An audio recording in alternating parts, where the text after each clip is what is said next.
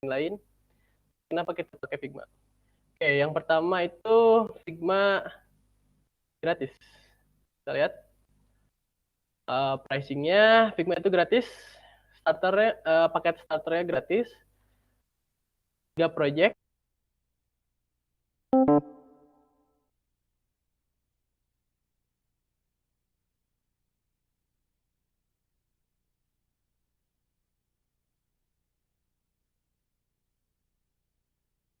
Online, yaitu kita bisa live design dan kita juga bisa kolaboratif. Jadi kita bisa membuat sebuah desain website itu secara bersamaan bersama tim seperti itu. Dan bisa langsung dilihat oleh klien ataupun project manager, project manager dalam perusahaan itu. Lalu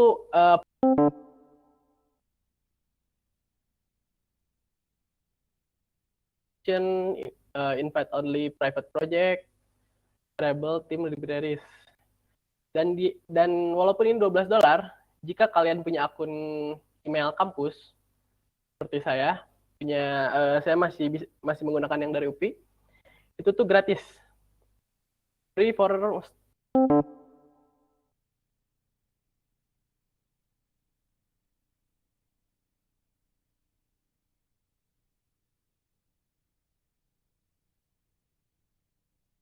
tim lainnya, bisa lihat lalu bisa lihat secara online dan lain-lain. Itu tuh fitur Figma ini cukup lengkap ya, dari seperti ini, fast and powerful, just like your work. So,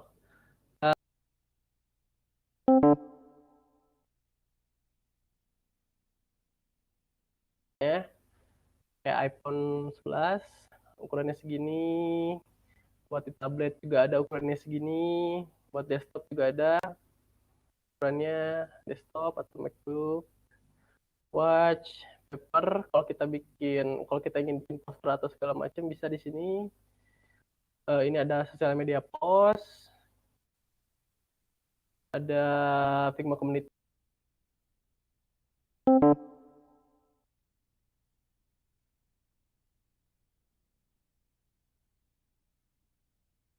Prime ya.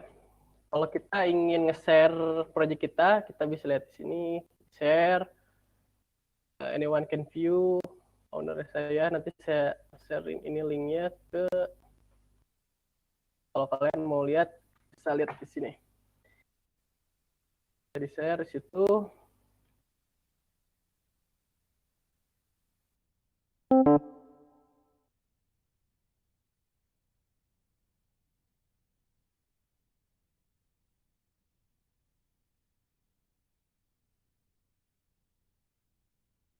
langsung gitu. Uh, ini ya, present secara langsung, apa lagi? Ada rectangle, line, arrows,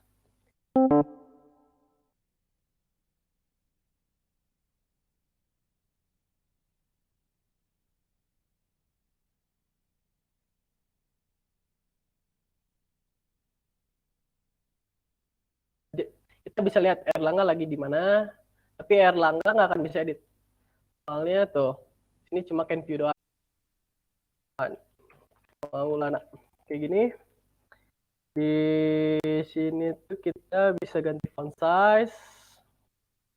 Oke, font size. Misalnya kita pakai, oh saya suka ini sih.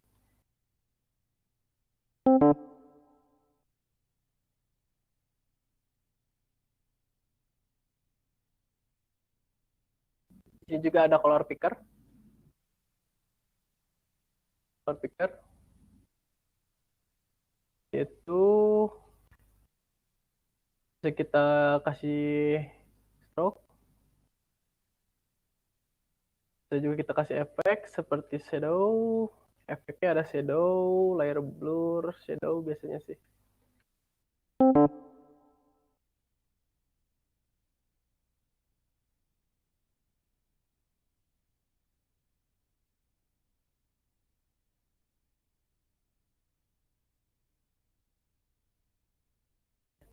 sini kita simpan di sini.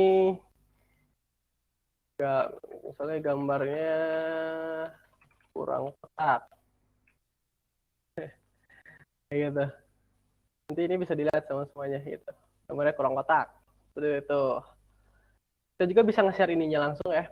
Kita biasanya kalau di perusahaan itu, jadi kalau speknya kurang bagus ya biasanya patah-patah sih gitu. Di navigasi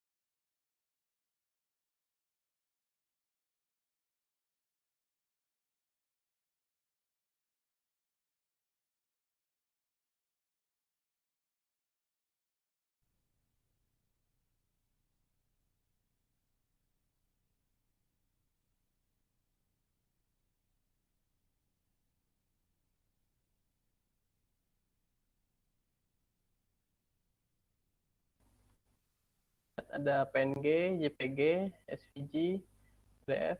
Kita ambil PNG, uh,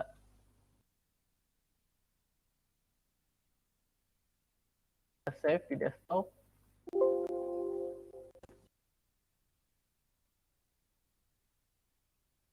Lalu kita bisa ambil foto yang tadi.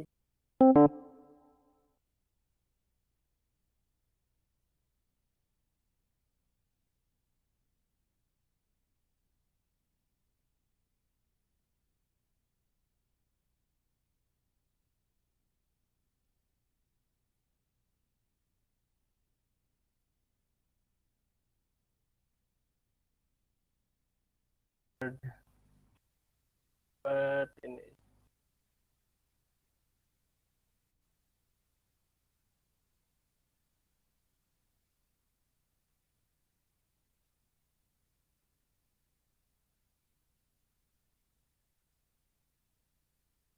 Ke bawah, lalu kita pricing, bikin pricing.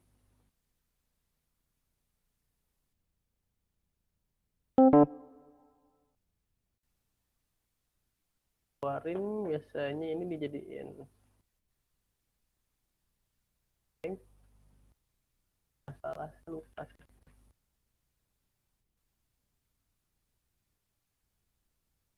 yang satu saat Tuh, ya, ini on hover, selectionnya ganti.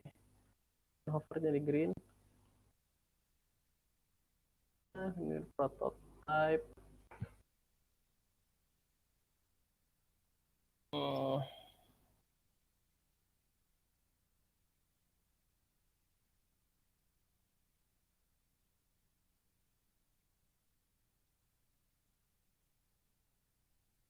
ini hovering. Oke,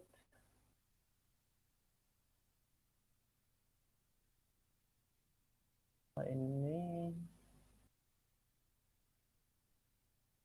manual.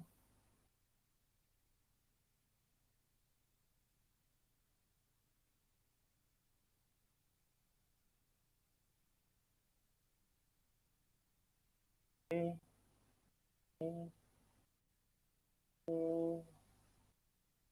hovering juga sampai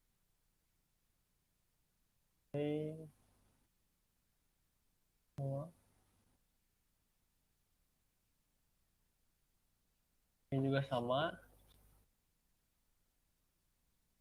Overlay, on click tapi while hovering. Kalau nggak salah, jadi kita lihat ya.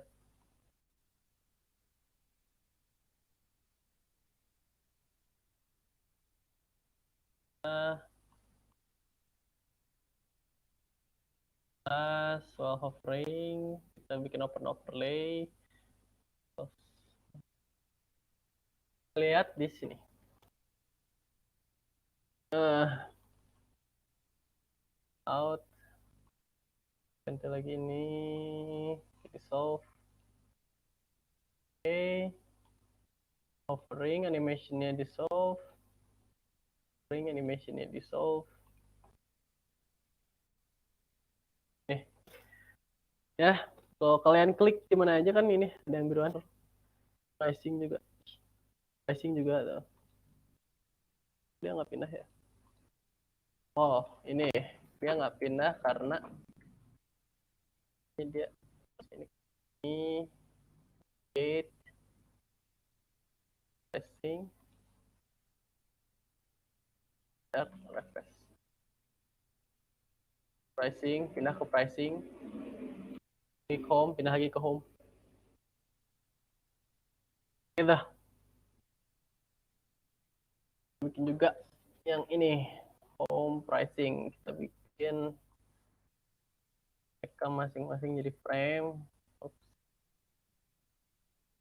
aja masing-masing frame-nya.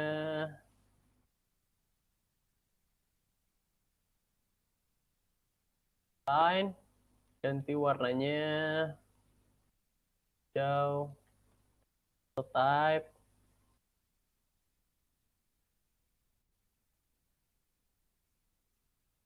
while hovering, overlay, manual, pause when clicking outside. Oke, sama lagi, satu lagi, open overlay, close, manual, animation, pindahin yang sini ke casing, home, ke home. Sama, tambah lagi, back to home, pricing, back to pricing. Oke, boleh dikit ya.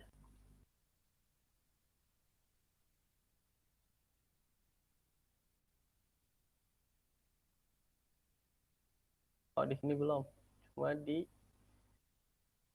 dia ini ribet.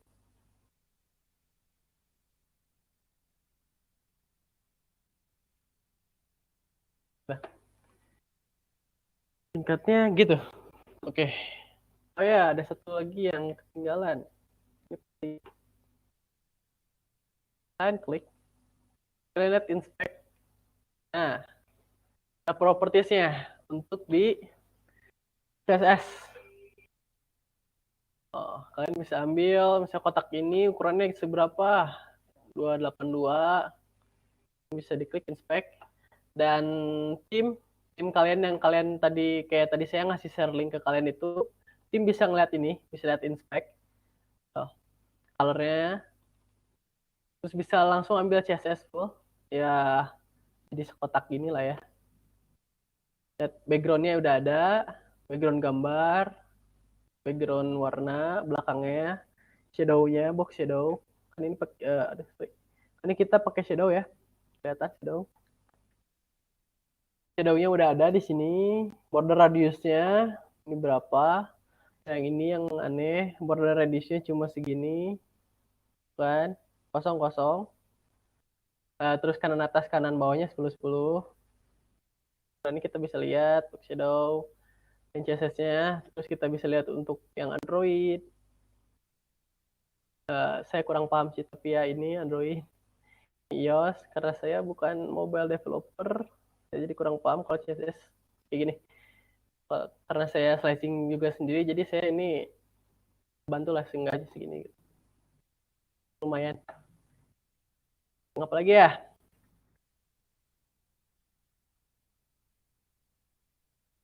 Paling segini sih. Oke. Paling cuma segini sih. Paling cuma segini yang bisa saya share dari tutorial cara menggunakan Figma ya buat UI.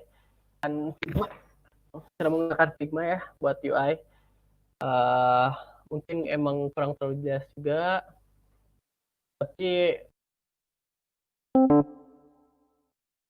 itu menurut saya itu ya, pengalaman saya itu Figma cukup mudah, cukup membantu.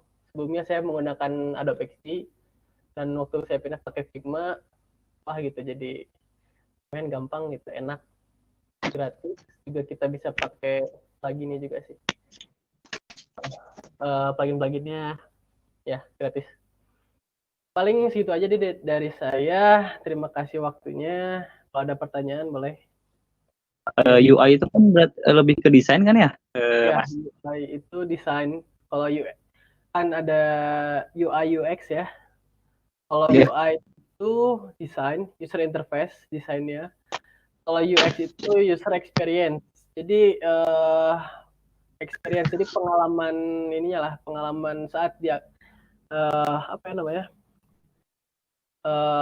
Misalnya nih kayak kita buka Facebook, gitu kan? UI-nya itu kan kelihatan Facebook tuh kayak gitu. Nah, kalau UX-nya itu berarti si Facebook itu apa ya? Gimana ya? Jadi bisa dilihat lah gitu kan. Buka deh Facebook ya. Buka. Sebentar. Nah, jadi di navigasinya ada apa aja, jadi si UX itu ngebuat user itu mudah gitu. Experience itu ya ibaratnya kemudahan untuk si usernya gitu. Walaupun desainnya sebagus-bagus mungkin juga, kalau misalnya bingung kan, kalau desainnya terlalu bagus gitu kan, aneh, kita bingung kan, website ini tuh fungsinya apa aja gitu kan, kayak gitulah. Jadi fungsi lah, ibaratnya fungsi kemudahan untuk si user, experience untuk usernya gitu. Kalau UI itu ini ya desainnya gitu. Kalau untuk UI itu apa perlu jago ngoding juga atau enggak ya Mas? Kalau gini, tadi kan saya juga agak ini ya, agak masukin tadi dikit. Kalau mau jadi UI UX designer gitu ya, seenggaknya kita harus tahu gitu, apa namanya, coding itu kayak gimana gitu. Seenggaknya kita ngerti basic-basic, seenggaknya HTML, CSS gitu. Jadi misalnya ya kayak ada yang nggak mungkin kita buat dari desain gitu kan. Jadi kan kalau kita ngedesain tuh seaneh mungkin, tapi itu tuh possible nggak sih untuk dibuat gitu di website gitu kan. Terus juga kan kenapa kita harus ngerti juga HTML atau yang lainnya, biar kita tuh ini gitu, paham juga gitu kalau ya possible atau enggaknya biar kita paham gitulah maksudnya. Gitu. Ya, jadi seenggaknya kita harus mengenal lah, walaupun nggak jago atau nggak bisa juga, seenggaknya kita mengenal. Jadi biar kita ngedesainnya nggak di luar itu gitu. Kayak gitu lah. Baik, baik. Bagaimana pendapat meningkatkan UX produk dalam bisnis perusahaan? Bagaimana pendapat meningkatkan ya kan tadi saya ini ya sama sih tadi pertanyaannya. UX itu kan user experience. Segimana desain yang kamu buat, tapi website itu tuh kegunaannya nggak kelihatan gitu. Itu tuh nggak ini misalnya kamu bikin toko online nih, Mas Dery bikin toko online. Nah, bikin toko online tapi nggak kategorinya nggak diliatin, di produk-produknya nggak kelihatan, cuman si landing page-nya bagus gitu kan, tapi isi-isi dari si barang yang mau dijualnya nggak kelihatan. Nah itu si UX-nya itu masih belum bagus gitu, soalnya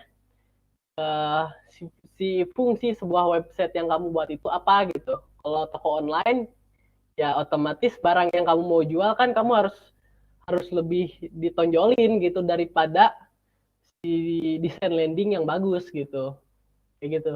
Apakah kita bisa membuat suatu animasi dengan memanfaatkan opsi prototyping? Typing.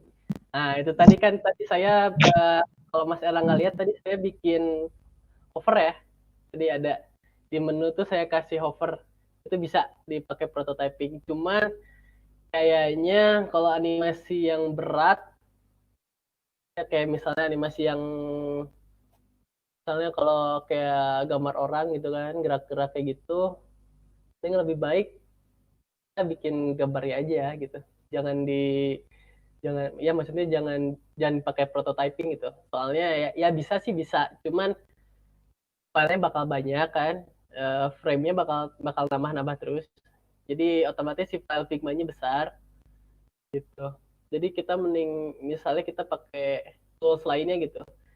Soalnya saya juga pakai Figma, pakai Adobe Illustrator, pakai Adobe Photoshop buat bikin aset-aset yang lain yang nggak yang di Figma nggak bisa dibuat gitu kan. Kayak di Photoshop saya bisa bikin GIF kayak gitu. Jadi kalau mau bikin animasi mending pakai tools yang lain gitu, langsung diimplementasiin ke websitenya. Tapi kalau misalnya kayak hover kayak gitu, itu di Figma-nya aja bisa gitu. Kayak slide, kita bikin slide bisa pakai Figma.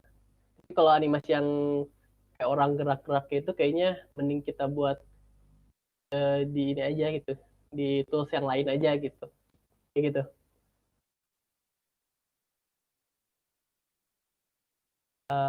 Dah, Mas San,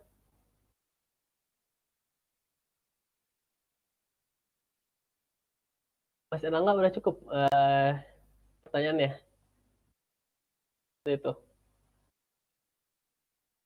Kalau udah, saya lanjut ke Mas Vincent Kurniadi.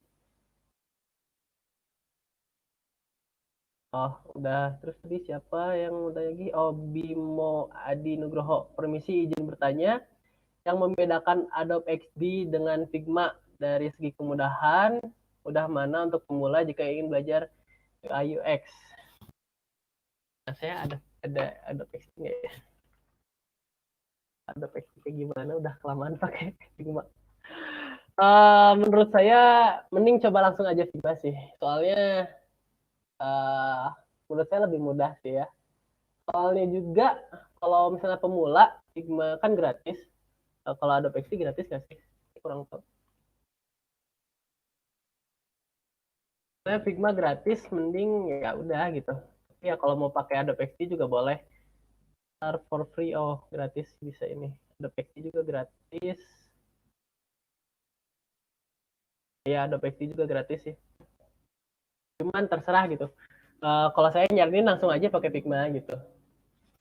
Kayak gitu. Soalnya yang ya paling kalau mau lebih expert pakai Scratch sih. Adobe XD juga mudah.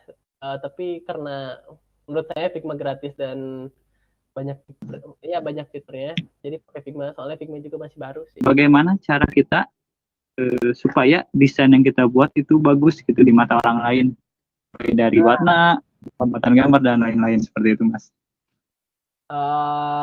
Pertama karena desain ya, kita tuh harus punya sense of design juga harus ada gitu ya. Saya juga masih, ya saya pribadi juga saya masih sense-nya masih belum sebegitu profesional gitu kan. Jadi, ya saya juga masih, ya menurut saya pribadi saya masih kurang gitu kan.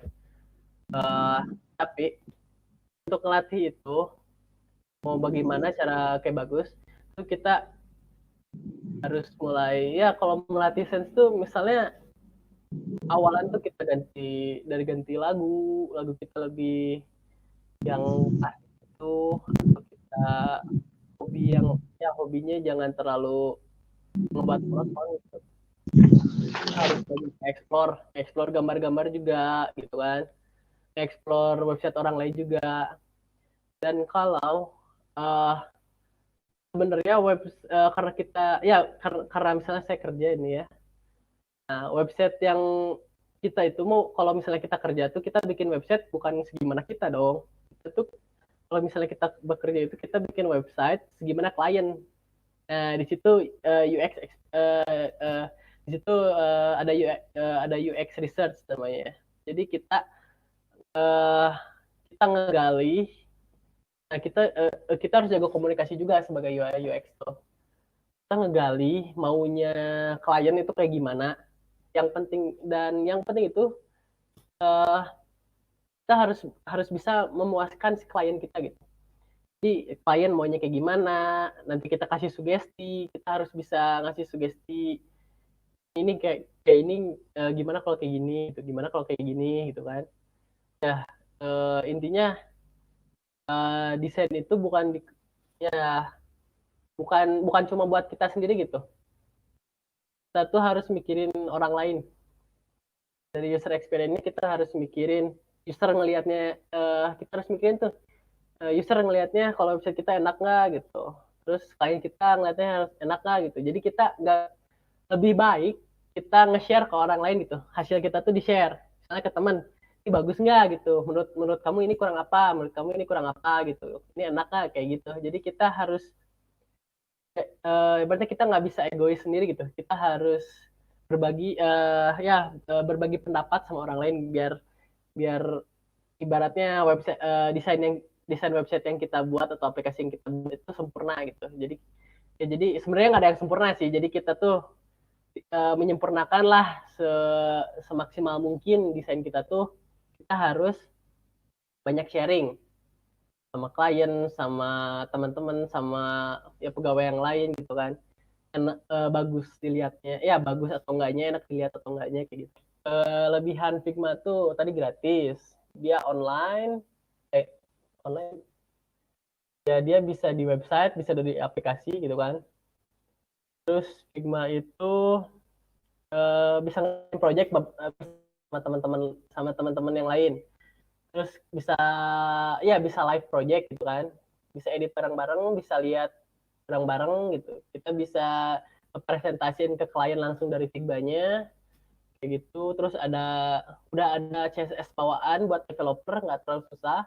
Jadi developer juga kita nggak perlu ngasih PDF ke developer. Jadi ke developer tuh kita ngasih link Figma yang tadi saya kasih link itu. Nanti dia tuh suruh nge-explore sendiri. Jadi si developer tuh dia bisa ngeklik misalnya asetnya diklik, dia bisa download sendiri asetnya, terus ukurannya bisa dilihat sendiri, warnanya bisa dia lihat sendiri, bisa dia ambil sendiri gitu kan. Terus ya apa tadi, efek-efeknya kayak shadow, kayak border, itu ada di Figma-nya, dan itu bisa diambil sama developernya sendiri. Gak perlu kita ngejelasin itu kayak gimana-gimananya, developer bisa nge-explore sendiri. Kayak gitu. Kekurangannya, ini lucu sih. Kekurangannya Figma itu, uh, Figma itu online base ya, ya basic online. Dan dia itu bisa maintenance. Kalau kalian suka main game, main game misalnya kayak PB itu ada maintenance-nya gitu kan, kayak game-game yang lain gitu kan, ada maintenance-nya. Jadi kita nggak bisa waktu maintenance itu kita nggak bisa akses Figma, kita nggak bisa akses, nggak bisa nge-save, nggak bisa edit. Terus ya Figma itu online. Jadi kalau ada koleksi kita nggak bisa pakai Figma, nggak bisa nge-save project. Soalnya project kita tuh load langsung. Jadi kita nggak nyimpen di laptop kita ya, di komputer atau laptop kita. Jadi Figma itu online. Jadi kita nggak buang-buang storage kita gitu kan. Ya Pak, soalnya kan pasti gede aset dan lain-lain tuh kan. Dan kita nggak buang-buang storage kita. Soalnya Figma itu disimpannya cloud online gitu. Cuman kalau nggak ada koneksi, kalian nggak bisa pakai sama koneksi lambat, gitu. Apalagi ya kekurangannya sejauh ini yang saya apa yang saya yang saya dapatkan cuma segitu sih. Kurangannya maintenance sama nggak bisa kalau nggak pakai koneksi gitu aja. Kelebihannya lumayan lah banyak. Oke, baik. Terus dari siapa lagi nih? Muhammad Derik, izin pertanyaan lagi satu. Menurut kakak dalam proses kerja mana yang lebih dulu, UI atau UX? Tentu saja UX. Jadi kita tuh UX itu kan user experience. Kita nggak akan bisa ngedesain tanpa kita tahu orang maunya kayak gimana, klien kita maunya apa. Gitu kan? Jadi kita pertama research user experience. User experience-nya kita research dulu. Kita cari tahu ke klien kita, mereka mau apa, mau buat apa, maunya kayak gimana, mau asetnya apa aja, mau bentuknya apa aja, mau ya segala macamnya kita tanya dulu ke klien kita. Terus kita lihat di lapangan, ya, misalnya kayak dia mau bikin toko online, kita lihat Tokopedia kayak gimana, kita lihat dulu, kita research di Tokopedia tuh bagusnya apa gitu kan, tombolnya kayak gimana, eh apa namanya, rute-rute ya, ya rute-rutenya apa aja, misalnya kayak kalau pencet home kemana, pencet profil kemana, kayak gitu kan kita harus research dulu sebelum kita desain masuk ke UI. Karena kita udah lengkap research kita, ya belum bisa dibilang lengkap sih kalau research itu pasti terus berkembang kan. Jadi kita udah dapat gambaran besar dari UX yang kita dapatkan, user experience yang kita dapatkan, kita baru bisa membuat user interface. User interface kan desain kita gitu. Jadi jadi ibaratnya UI itu adalah UX. UI itu dalam UX itu di dalamnya ada UI. Jadi kita harus tahu dulu experience-nya, baru kita bisa nerapin yang kita dapatkan gitu ya, yang orang inginkan gitu. Jadi desain kita tuh nggak ngasal gitu, karena kita udah research dulu gitu, kayak gitu. Oke,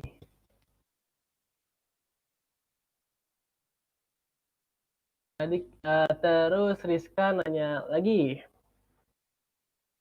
kalau dari pengalaman Kak Irfan untuk software UI UX pernah pakai apa aja? Lebih mudah yang mana untuk pemakaiannya? Saya udah pernah nyobain pakai XD, Adobe XD, sama Scratch. Scratch saya cuma sebentar sih, soalnya Scratch di Mac, di ini ya, di ya di MacBook. Adobe XD tadi udah ya, tadi juga ada yang ini ya, si Mas Bimo tadi minta perbedaan Adobe XD sama Figma, tadi udah saya jelaskan. Dan itu lebih mudah yang mana pemakaiannya, ya menurut saya Figma, saya pribadi Figma sih.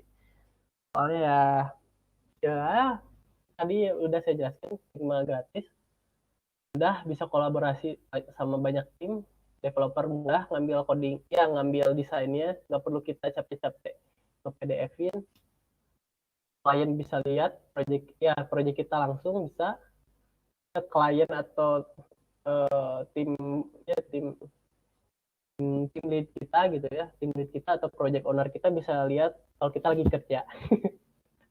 Jadi ya dia tahu kalau ngedesain itu nggak semudah itu.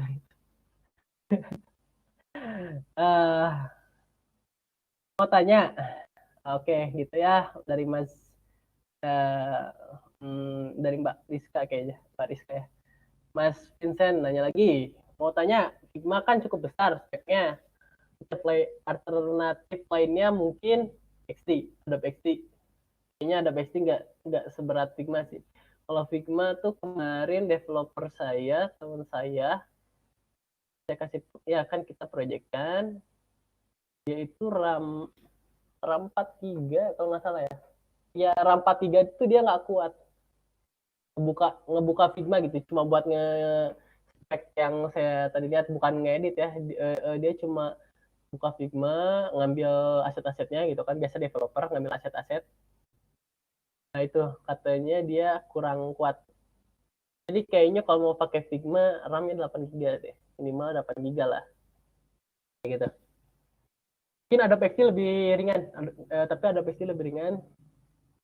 Ya itu saya sih dipakai.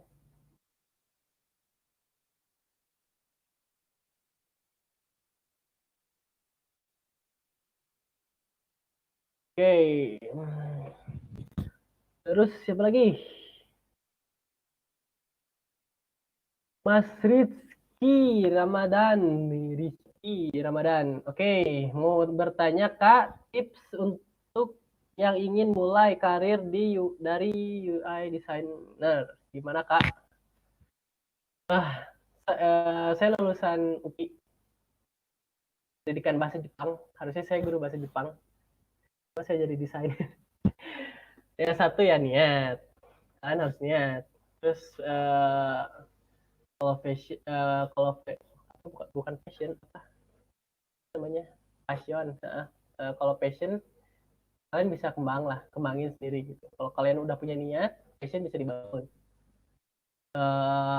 Dan kalian harus suka desain. Iya sih, passionnya harus suka desain sih.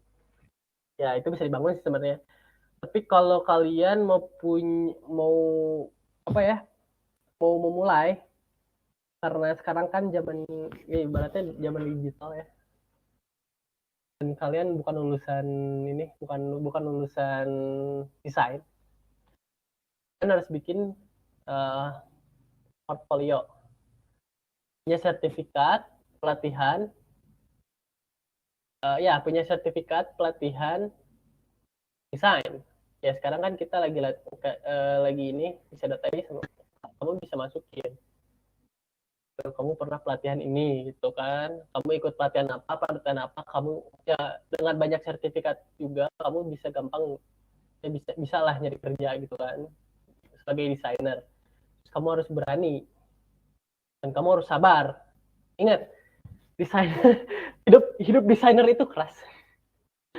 Jadi ya gini lah, ibaratnya kamu desain satu kali, kamu desain tuh enggak, ya mungkin aja sih, tapi ya banyaknya revisi gitu kan, kayak kamu skripsian ya gimana kayak gitu. Jadi desain ini revisi, desain itu revisi, ini udah dirubah, udah di ini revisi. Kamu harus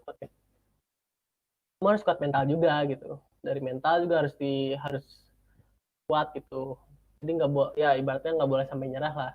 Kamu harus ini gitu kan, harus kuat mental gitu kan. Kamu harus belajar, kembangin ini kamu, sense of design, sense of designer kamu harus kembangin gitu kan. Ya sense of art lah, seni kamu tuh harus jalan gitu. Ibaratnya otak kanan kamu harus lebih jalan daripada otak kiri kamu gitu. Biarin lah disebut bego-bego juga ya, tapi ya gue desainnya bagus gitu. Kayak gitulah ya paling. Oke.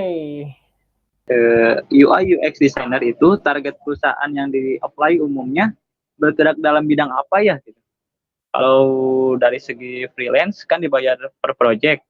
Nah, kalau perusahaan ini seperti yang bagaimana ya cara kerjanya? Mohon maaf pertanyaannya mungkin personal gitu. Bagaimana Mas Irfan? Jadi gini ya, namanya juga kan UI UX designer gitu. Kita tuh bergerak, ya kita tuh Ibaratnya bikin desain website atau aplikasi. Jadi kita perusahaan IT tentu saja gitu. Dari segi gimana tadi itu udah kalau perusahaan ini seperti bagaimana cara kerjanya. Kalau di perusahaan saya sih ya, kalau di perusahaan saya tuh jadi ya pertama kita dapat project dulu kan, projectnya bekerja mah tetap sama berapa 8 jam kerja gitu kan, biasa sama seperti seperti ini lain gitu, sama pegawai lain sama lah kan, pegawai di perusahaan sama jam kerja sama. Terus karena di perusahaan saya pakai agile gitu kan, jadi pakai sprint, ya pakai sprint segala macam, jadi project itu kita bikin tuh nggak langsung jadi kita tuh bikin dulu tuh sprint satu apa aja yang mau dikejar, fitur apa aja yang mau dikejar gitu kan. Nah desain apa aja yang bakal dipakai gitu, jadi kita tuh kerja ikutin dari ini kita gitu, dari apa, dari project dari project lead kita gitu, product owner dari product owner kita gitu. Jadi yang pertama yang mau dikejar apa aja kita buat desainnya gitu kan, kita research dulu desainnya, maksudnya kita research dulu, tanya ke klien atau tanya ke project manager kita. Kita dapat gambaran desainnya, kita buat desainnya, udah kita buat desainnya kan, langsung kita kasih ke developer langsung buat desain yang kita buat itu langsung dibuat sama developer di sebuah website gitu kan. Kalau ada koreksi kita rubah gitu kan, kalau misalnya kan ya itu desain itu nggak pernah langsung jadi gitu kan, nggak pernah sekali langsung jadi langsung diterima gitu kan. Ya, jadi kita dapat masukan lagi, kita rubah, kita benerin lagi gitu kan. Udah dibenerin, kasihin lagi ke developer biar dirubah lagi gitu. Gitu sih. Jadi runtutannya ya dari klien, project manager, terus ke kita sebagai desainer, dari desainer kita turun ke developer lagi. Kayak gitu. Jadi kita ya kayak gitulah. Jadi biasanya per project gitu. Website jadi, desainnya jadi, langsung kasih ke developer kayak gitu sih. Sama kayak gitu sih Mas Yoga. Ada yang masih bingung nggak? Oke, oke, oke. Itu biasanya ada targetnya nggak ya, Mas? Misalkan 1 bulan ada misalkan 5 proyek atau berapa gitu? Ya gitu itu. Jadi misalnya project ini biasanya bukan targetnya, bukan kayak gitu sih. Jadi misalnya project ini beresnya 2 bulan nih, kita seminggu harus udah beres desain semuanya. Nah nanti sisanya buat developer ini apa namanya, aplikasiin desain kita gitu, ngebuat desain kita gitu. Kan kayak gitu sih, desain kayak gitu sih. Paling sisa waktu udah dari beres desain kita ya paling kita buat bikin koreksi, kita ngebantuin developer, kita meriksa developer gitu kan. Kan biasanya developer ngebuat nih, kan belum tentu sama desain kita. Jadi kita developer ngeliatin dulu ke kita, nanti kita ngoreksi yang developer ini udah sama belum sama yang didesain gitu kan. Kalau udah sama, oke, boleh dilempar lagi ke project manager buat diperiksa lagi fungsi-fungsi dan lain-lainnya gitu kan, sama QA diperiksa. Nanti kalau udah jadi kan, hasilnya udah jadi, kita lempar lagi ke klien kayak gitu. Kayak gitu sih.